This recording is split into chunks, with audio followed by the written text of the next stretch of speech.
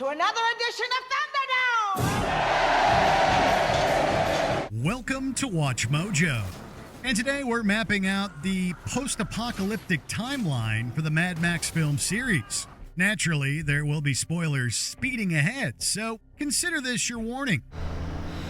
Now pick up what you can and run. Paradoxes. Thanks to several movie contradictions, the Mad Max timeline can be fairly difficult to interpret. The 30-year filming gap between the third and fourth movies certainly doesn't help matters, as it not only recast but reimagined the central character. What's your name? What do I call you? Does it matter? In fact, Mad Max series creator George Miller says that the fourth picture, Mad Max Fury Road, stands as a sequel/reboot/retelling, all in one. This, of course, makes things even more confounding.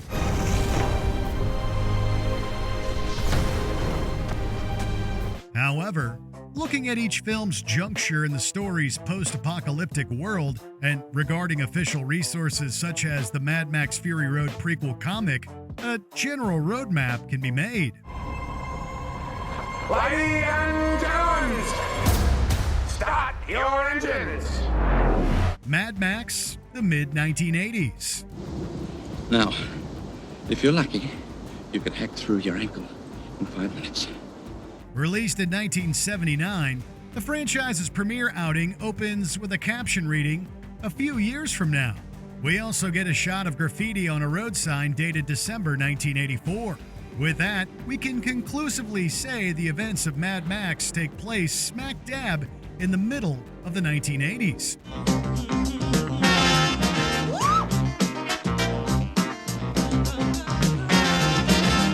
However, it's not the colorful, excess-laden 80s we know and love. Nope. In this story, the world has been thrust into a socio-economic breakdown of mass proportions. This because of warring in the Persian Gulf. Oil production has been shuttered, and martial law has been asserted, making room for brutal road gangs to take over the streets. This is where our titular anti-hero comes in. Max Rockatansky is part of the Main Force Patrol, or MFP, whose job is to keep the violent roadsters in check. I got a problem. What's that? Well, his friends. Word's out there out to get you. It's good jockeys. Yeah, nomad trash. Well, I'll add it to my threat collection. After a family tragedy, Max sets out for retribution against those who turned his life upside down. I'll say the names, and you say yes or no. By the film's close, it's clear the world at large is in shambles, but there is some semblance of order still intact, albeit not much.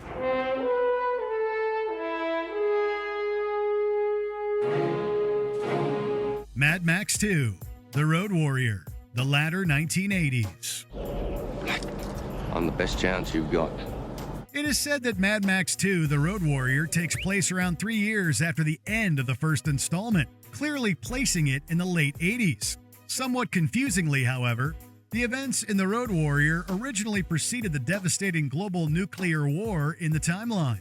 The wasteland on display is explained as just more societal decay as a result of widespread oil shortages.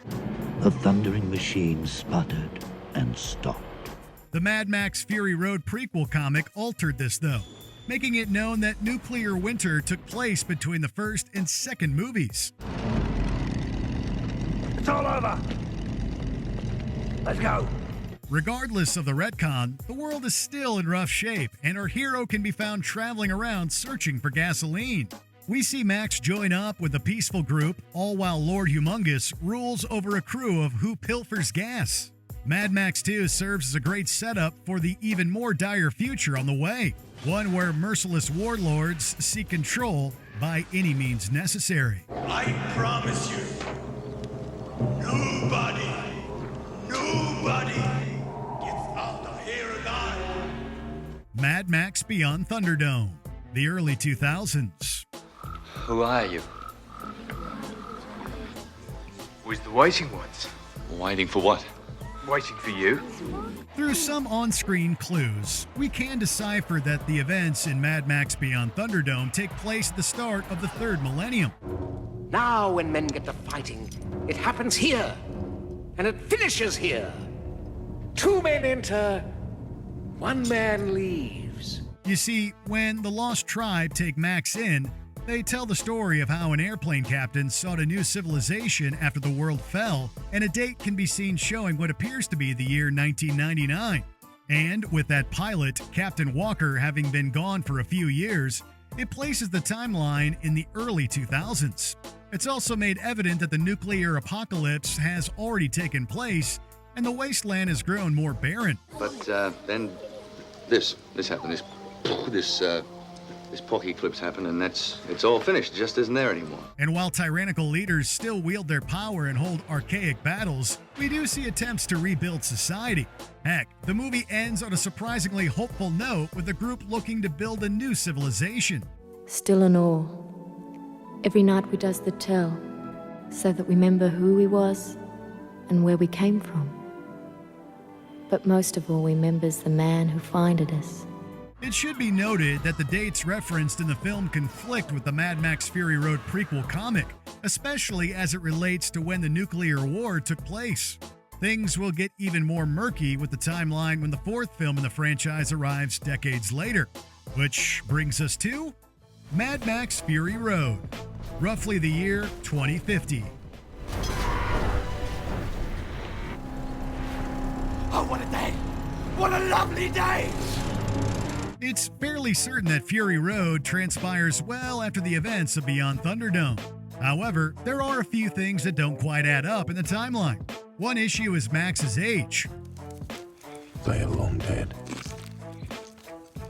In this 4th installment's introduction, our protagonist is shown getting a tattoo of his blood type with other information.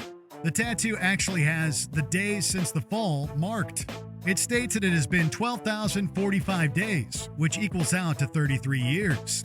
This would mean the movie's Max would have been just a boy, or perhaps not even born, when the nuclear apocalypse went down.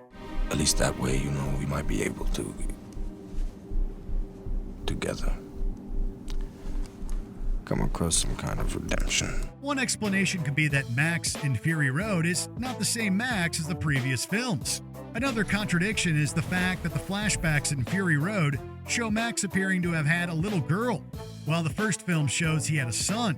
Will we get concrete answers to these inconsistencies?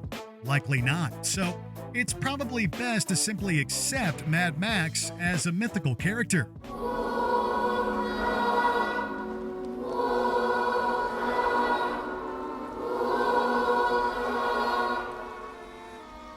What Fury Road does confirm, however, is that the world at large is in full wasteland decline.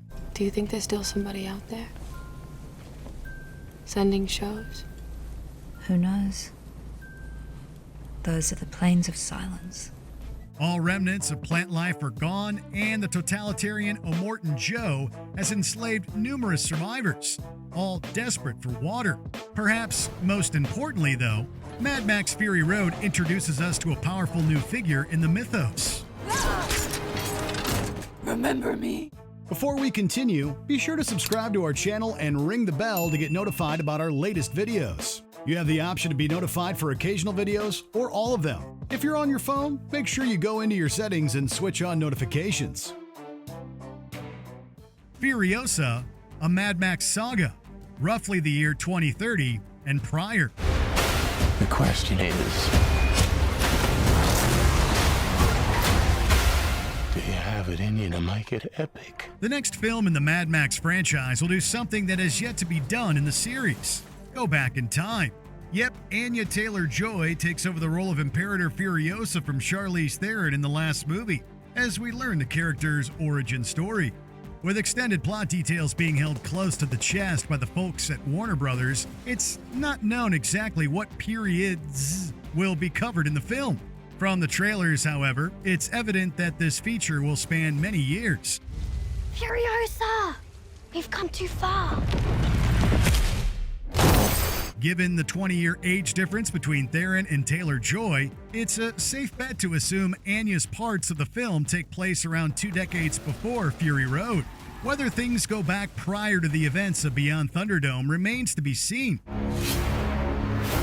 There will always be war, but to get home, Furiosa fought the world. Miller and Company are also said to be working on another installment in the Mad Max film series subtitled The Wasteland. However, not much is known about this project beyond the fact that it will serve as a direct sequel to Mad Max Fury Road.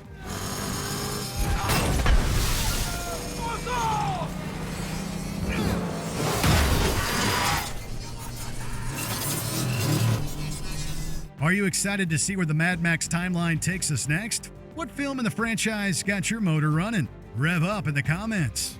I am awaited! I am awaited in Valhalla! Did you enjoy this video? Check out these other clips from WatchMojo, and be sure to subscribe and ring the bell to be notified about our latest videos.